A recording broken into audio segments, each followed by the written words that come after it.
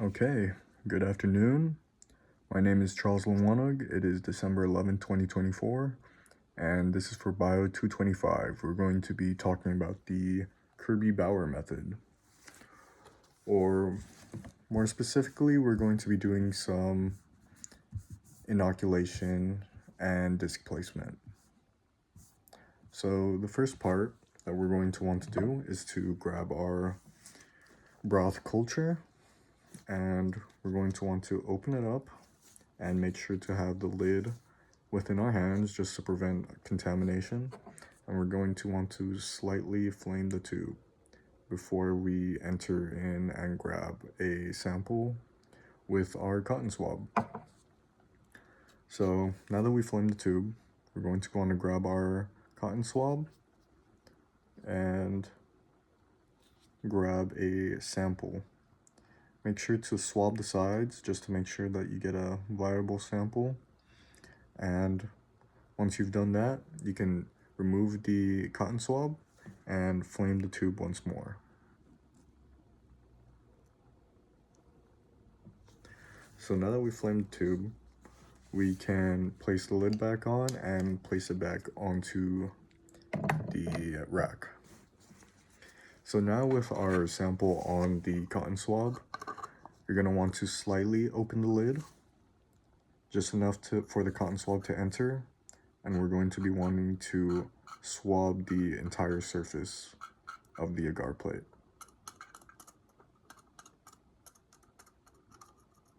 Okay, now that we've done one side, we're going to want to turn the plate about 90 degrees and then do the whole swabbing process once again. We're going to be doing that up to 4 times. Make sure to also turn the swab just to make sure that all of the broth culture enters onto the plate.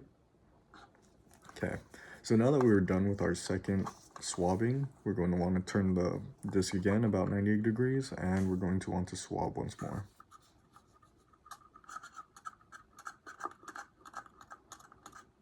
Make sure to swab gently, not to pierce the agar, and also make sure to get every piece of surface of the agar plate that you can.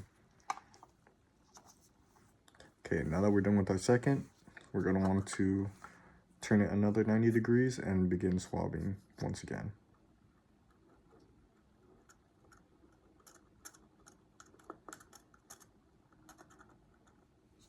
Alright, and then our last swabbing, turn another 90 degrees, slightly open the lid, enter in with the cotton swab, and swab the entire agar plate.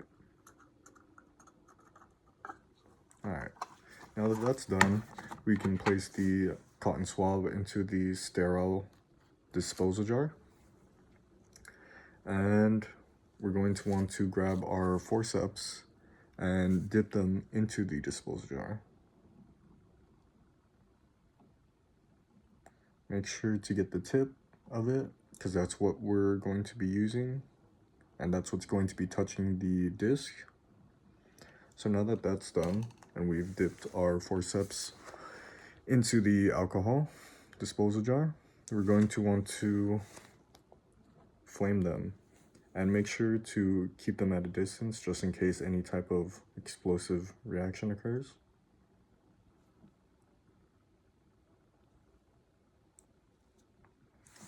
All right.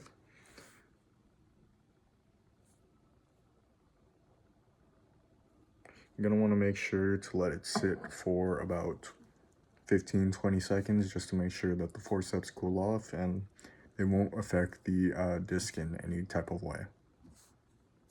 Also, make sure to hold on to them. Do not place them onto any type of surface to prevent contamination. So now we're going to be moving on to the disc part and placing the disc onto our agar plate. And we're going to be starting with the control disc, or the blank sterile disc right here. So now that we've given our forceps enough time to cool down, we are going to grab the blank disc, open up the lid slightly, and place it onto the agar plate.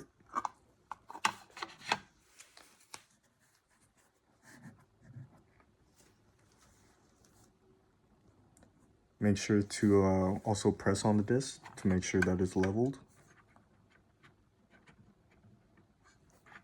Just add a little bit more pressure just to make sure it is.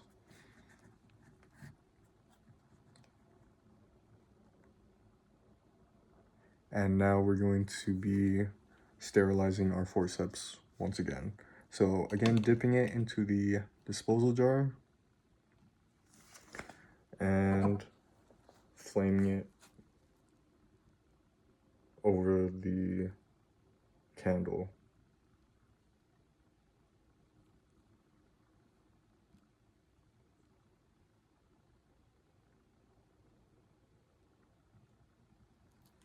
All right.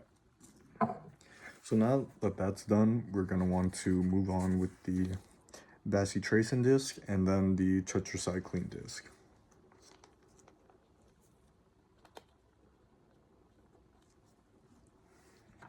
Slightly opening up the lid and placing it onto the agar with only a slight pressure just to make sure it doesn't pierce the agar. And then we're going to be wanting to sterilize our forceps once again before we move on to the tetracycline disc.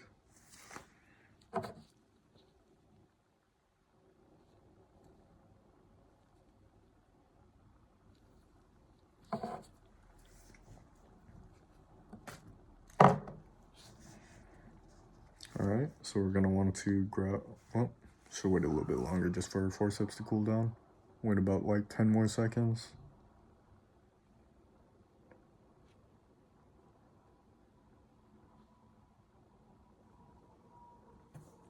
Alright. Now we're gonna get our tetracycline disc. And place it onto the agar plate. Slightly adding pressure once more to make sure it's leveled. And that's our first agar plate with the disc properly placed. You're going to want to place it into almost a triangular pattern, an upside down triangle, and then set the agar plate aside. Now we're going to be grabbing a new agar plate, and we're going to be basically doing the same steps over again.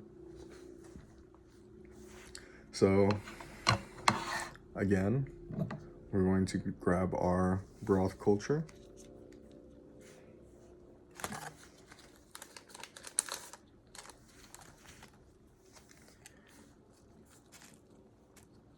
Make sure to hold on to the lid just to prevent any type of contamination. I'll hold it in this hand just to make it easier so I can grab the candle. And we're going to be flaming the tube just to go with proper aseptic technique. We're also going to be using a new sterile cotton swab right here. And we're wanting to grab a sample.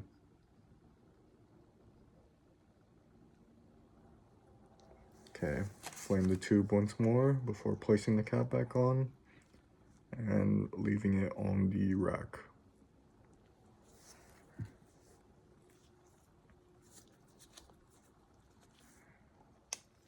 Okay, now that we have our sample onto the cotton swab, we're going to be doing the same thing that we've done with the first disc, and we're going to be gently or slightly opening up the lid and swabbing the surface.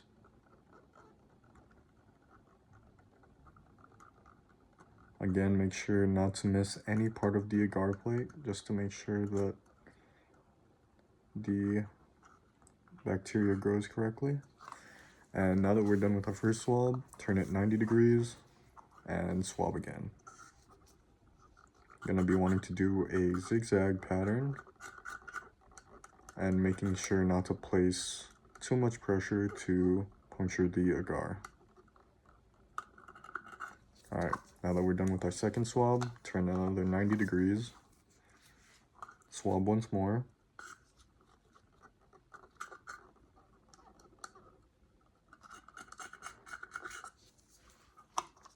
Our third swab, turning it 90 degrees and doing our zigzag pattern.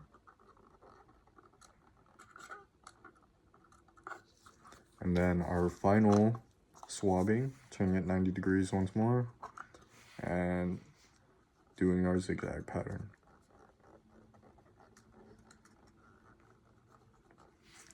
Alright, now that we've properly placed some of the broth culture onto the agar plate, we're going to be placing that aside and then once again grabbing our forceps and placing them in the disposal jar. We're basically just going to be doing the same steps as the first plate and doing it with the second plate. So now that we've placed our forceps on the disposal jar, again, remembering to hold on to them just to make sure that they don't become contaminated. We're going to be flaming them for a few seconds and then letting them sit for about 15 to 20 seconds. Then once we're done with that, we're going to be placing our control disc, our blank sterile disc, the bacitracin disc, and the tetracycline disc onto the second plate. We'll start with the first blank sterile disc. Wait 10 more seconds just to make sure this is cooled down enough. Alright.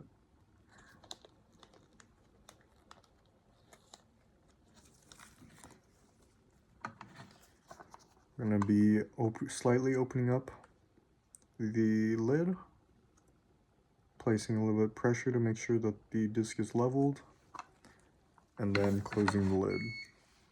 We're going to be doing this sterile technique every time before we grab the disc. So we're going to dip it into the disposal jar, once again facing down, and flaming it over the candle.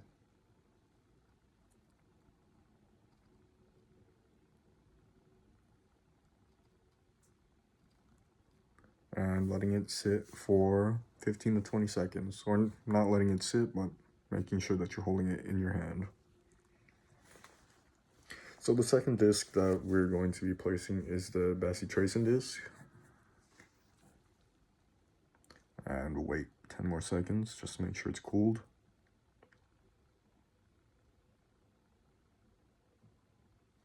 Alright.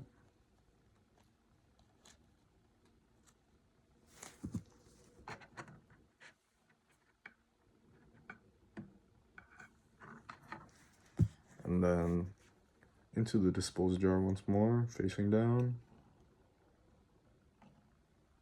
and flaming it.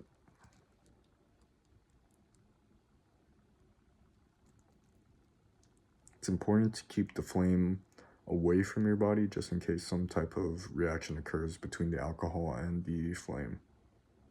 Any type of combustion may occur. Alright, now that we've flamed that, we'll wait another 15-20 seconds and we'll be fine. Moving on to the last disc, the tetracycline disc.